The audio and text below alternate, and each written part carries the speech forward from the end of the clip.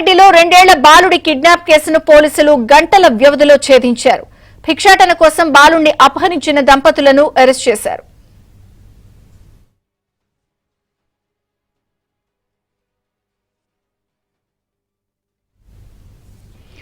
బిక్కనూరుకు చెందిన దంపతులు తమ 2 ఏళ్ల బాబుతో కలిసి మంగళవారం రాత్రి సిరిసిల్ల రోడ్డులో ఉన్న ఫాస్ట్ ఫుడ్ సెంటర్ వద్ద నిద్రపోయారు. తెల్లవారున లేచేసరికి బాబు కనిపించకపోవడంతో పోలీసులకు ఫిర్యాదు చేశారు. నిద్రపోయిన ఏరియాలోని సీసీ కెమెరాలను పరిశీలించిన పోలీసులు అర్ధరాత్రి 2 వ్యక్తులు వచ్చి బాబును ఎత్తుకెళ్లినట్లు గుర్తించారు.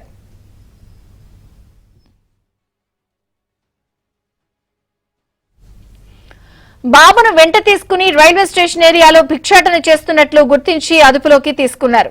బాబును బాధిత తల్లిదండ్రులకు అప్పగించారు. గంటల వ్యవధిలోనే కేసును ఛేదించిన పోలీసులు సిబ్బందిని ఎస్పీ అభినందించారు.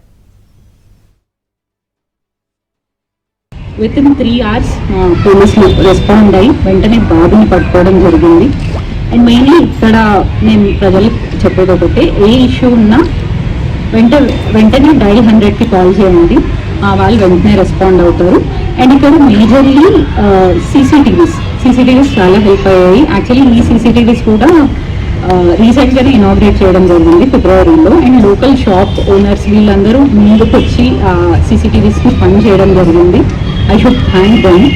So CCTV's help and local human intelligence ద్వారా సో మొత్తానికి బాబుని ట్రేస్ చేయడం జరిగింది.